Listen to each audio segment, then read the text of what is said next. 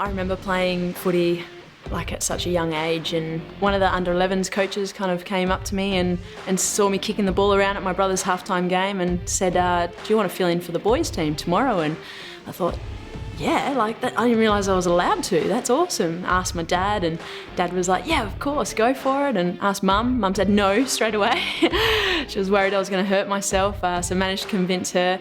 And I lined up for my first game of footy. My grandma told me to pull my socks up and tuck my shirt in.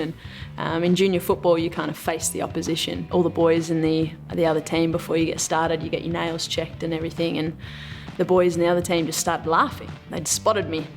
And, I guess at an 11-year-old, you kind of just go, well, what's wrong with me? Or why am I so different? I just want to play footy just like you guys. So instead of, running off the field and in tears, I ended up standing strong and staring down the one that was laughing the hardest. And in about 30 seconds of the game of footy, he'd picked up the ball and I just tackled him to the ground. And I thought, yeah, I kind of like this game. I guess that was my moment of, wanting to prove people wrong that we deserve to play this game just as much as anyone. I love footy. I love playing footy and love playing with my friends and meeting new people from other teams and that. I decided to do football because I've got 3 brothers and all of them play football. So I gave it a go and now I love it. The benefits of playing sport extend well beyond the physical aspects, helping to build confidence and self-esteem. Team sports help encourage positive relationships and teach our children that they're stronger when they stand together on and off the field. With an increased focus on showcasing successful female athletes, we are also seeing increasing numbers of young girls now playing previously male sports, such as AFL and soccer.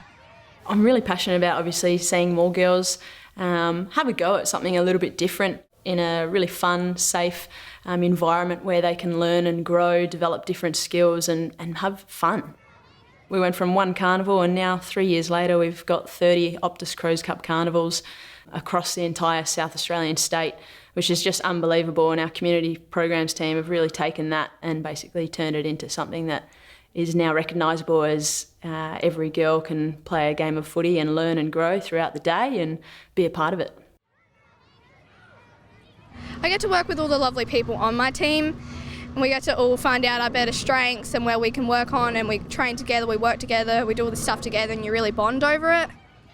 It's really valued to me because I think these young girls, deserve to be able to give things a go, and for them to be able to prove, to their male counterparts at school that, no, I can kick the ball with you at recess and lunchtime, or I have the confidence to do that. You don't have to be what society tells you to be. And whatever their passion is, they should be able to follow it and be supported through that as well. I don't really care what other people say. If I like the sport, I play the sport and that. We're as good as you are and there's nothing different between girls and boys. You've got to see it to be it, really. Women's World Cup was on just recently, and my son was like, Papa, they're playing soccer, I'm like, yeah, it's girls playing. He's like, girls don't play soccer. Well, what do you mean? I was surprised that he said that. I'm like, no. So we sat down, watched the game. I got my daughter, and the Matildas were playing Jamaica, I think it was. And my daughter was saying, see, Elijah, girls can play too. And we're talking about a 3 to 4.5-year-old. But it's important to nip that in the bud early and have that conversation. People let that sort of stuff slide, and it manifests over time, and it becomes the norm. So then it's like, no, girls can do what guys do. Talking to a 16-year-old, and they're like, no, I can't. Because for 16 years, they've never had any pushback on what they were saying. So, every time my son says something like that, there's no malice to it, obviously, but it's important that he hears from me, more than from my wife, that, well, no, you're actually wrong, buddy. Girls can do that, and you know what? They're actually really good. Sometimes they're better than the men. We'll go to the park. I'll kick the soccer ball with him, and I'll kick the soccer ball with my daughter. Exactly the same. So we give my daughter a bit more leeway because she's younger, but not because she's a girl. How do you think we really shift that dial so that we can be open in gender should become irrelevant? It's really who are you, what do you want to be, what are your skills? It really is about just changing the language. Our teachers and our parents play such massive roles in the language that we're sharing with our children, because that's where we learn it. If my dad hadn't encouraged me to play football, I probably would have never actually had the opportunity to, because he saw nothing wrong with it. And he was brave to actually do that. And when my parents are on the sidelines and other parents are, yelling out like, well, that girl shouldn't be out there, what's she doing out there? My dad, is standing strong to just be proud of me and to let me have a go and stuff. So parents play such a vital role in that language. I look up to Aaron Phillips. That's one of my favourite player. And also my dad and my parents. Well, my dad played footy when he was younger. Then I got into it, and Mum, she played hockey and that. So she's supporting me with every sport I play, so yeah. I guess I look up to my sister a lot. She's about 5 years older than me, and we're partially Aboriginal, where she plays for SASTA, and she went to Adelaide Oval to go for Power Cup, and her team won that. Yeah, she's quite a good player, even though she is generally smaller. She's very rough and she's very good at it. You can't be what you can't see, and for these young girls, it's amazing now that when they turn on the television, and for young boys to that extent as well, that when they turn on the television, they're now seeing both men and women playing our Australian game. And in terms of how I feel, I guess, in that position as, a role model, you realise just the impact that you are having when young girls are asking for autographs or for photos or... I have a story that after our first grand final in 2017, we were at the Gold Coast Stadium of Metricon, and 4 days later I'd visited a school through our communities program and did a female footy clinic. And as I'm doing my lap of honour, one of the girls yelled out, she goes, "You came to my school?" And I was like, I haven't been to any schools here in the Gold Coast, I'm sorry, no. And she goes, "No, you literally came to my school 4 days ago. I ran home, told Dad that I got to meet you and told him that we need to fly to the Gold Coast to go and watch Chelsea play." And that was pretty special to me to just go, wow, this young girl has come all the way across to watch me and my teammates play our great game.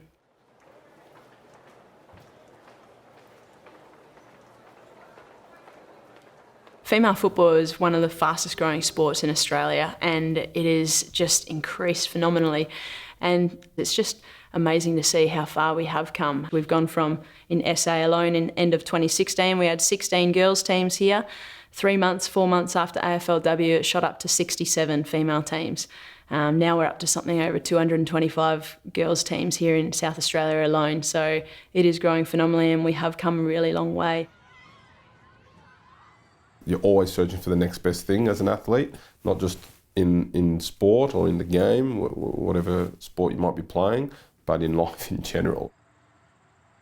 When you were playing professional football, were you able to just play professional football, or were you working as well at the same time? No, just football.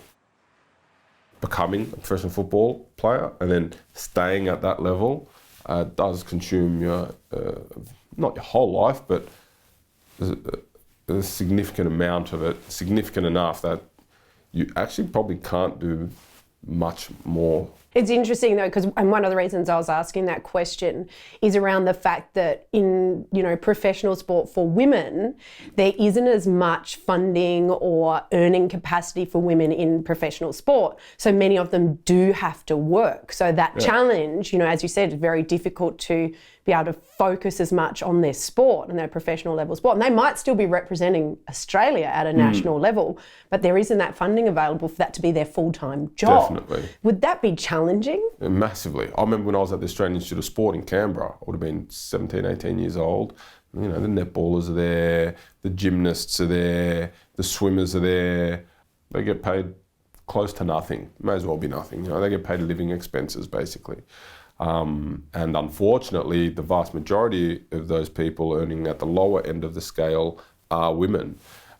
So the benefit of that was back then that a lot of them studied and a lot of them were well prepared for life after sport. On the flip side, they couldn't fully commit to the sport really, because so then they never know how good they could have possibly been, right? Because they had to study or they had to work on the side, so they were never fully entrenched in their sport. And now that's starting to change. It's starting to change slowly but surely. I mean, I can only speak on football, soccer. The Matildas, for example, the last CBA, collective bargaining agreement, there was the minimum wage requirement for women playing in the W League here was equal pay for equal work. But basically what it meant is that the minimum wage for women now is $16,344, right? That's for about 4 months. So whether you're a woman or a man, your wage is actually, your weekly wage is actually the same now here. The problem is the commercial revenues pale in comparison to the men's side. So then you got the business case that doesn't stack up.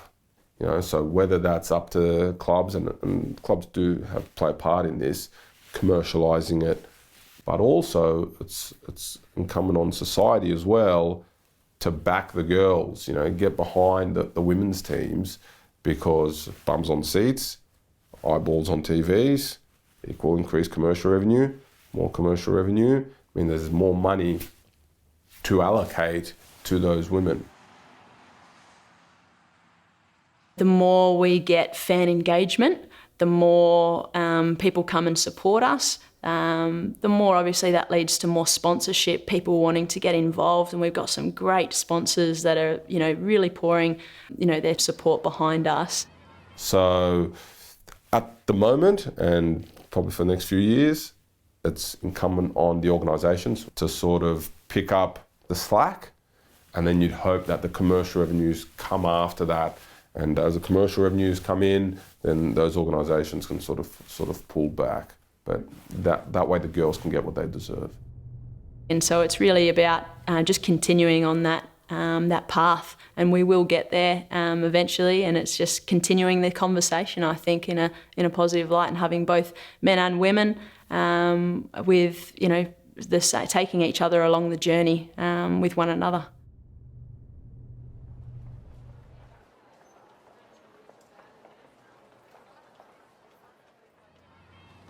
STEM Footy is a program supported by the Crows Foundation that enables students to gain an appreciation and understanding of STEM concepts through AFL. Students participate in hands-on demonstrations of the connections between sport, science and mathematics. The program is delivered to girls and boys using stats from both male and female AFL Crows teams, which is helping to bridge the gap between historical expectations of girls' sporting abilities and a new future where participation is guided by capability, not gender.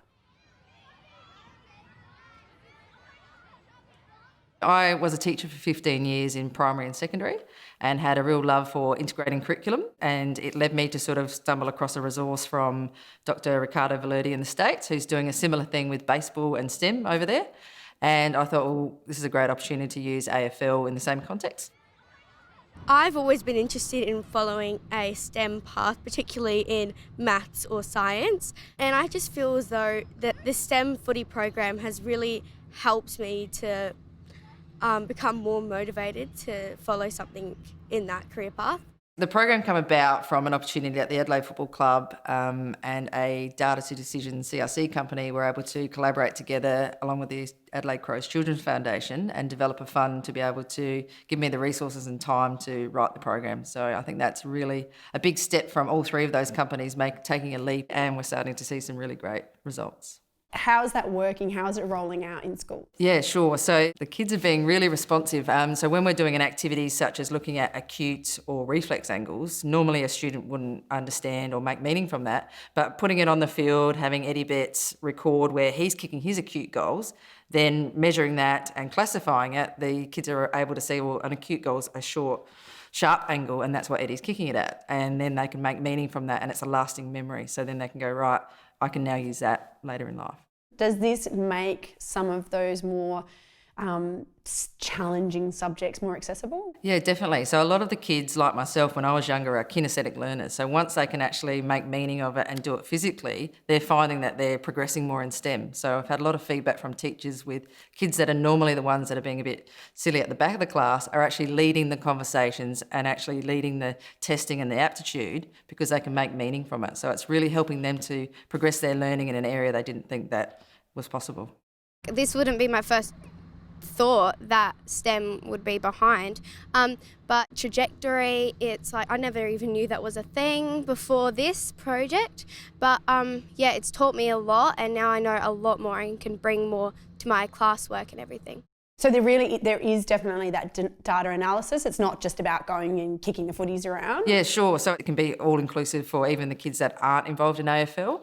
So it's about them going out there and looking at trajectory or angles rather than specifically kicking out and playing a game of football. So it's being more inclusive of those kids that would normally stay in the classroom and getting them out involved in a practical setting and applying their knowledge. It's definitely taught me that it's not just theory. It can be applied to things that I never thought really were possible, like football and maths I never thought really connected, but after doing like practicals and theory combined, it's taught me that there's a lot more to maths and football. What's rewarding is seeing the kids have those aha moments where they go, I understand now why I need to raise my leg a little bit higher to get that trajectory, starting to use those maths and science terms and putting it into a context that they're making meaning of themselves. So that's something that's really rewarding to see that they're making lasting memories. How do kids react when they, first get told about the fact that it's a STEM footy program? I think there's excitement from a lot of the sporty kids, and then there's almost a little bit of scaredness from those kids that aren't sporty because they think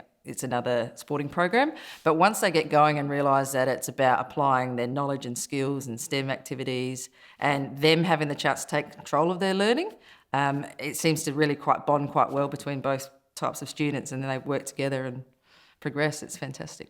I guess being less athletic, I never really thought that football or sport could be something that, like a career path that I could go into, and with like STEM.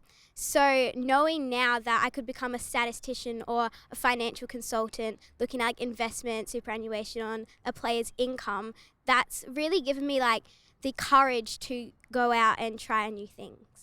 I find it really important, especially in the AFL space, to start highlighting the fantastic athletes such as your Erin Phillips or your Chelsea Randalls, and we're able to implement them into the booklets, especially the statistics component, where before traditionally there's not much statistics on the girls football players. So now we're able to put them into an activity where they're compared against boys using averages, and then that way they can sort of start to see that girls are just as comparable as the boys. We get to choose what we want to be, not anyone else, it's just us. So we should have the right to choose what we want to be when we're older, not someone else. I think just starting the conversation and just having that ripple effect, I think it just takes that one conversation or that one activity or a one male role model working with a female role model or supporting them in the workplace will have that ripple and wave effect. So I think until we can start small, it'll gradually build. Football, yes, it's a physical game and it's so amazing to watch. We've got aerial marks and great clashes and contests and it's very skillful. But it's about, one, bringing people together, but two, also that young girls can see that you don't have to be what society tells you to be. And I think that that's pretty important because, society has changed. Join us in episode 5 as we delve into women in technology fields, where despite decades of progress towards workplace equality, women remain underrepresented in the technology workforce and are especially missing in leadership positions within the industry. We hear from a diverse range of viewpoints on how we can tackle this. To stay connected and informed as we roll out this series, please like us on our Facebook page, and you can re-watch any episode either via our website or on the Channel 44 website.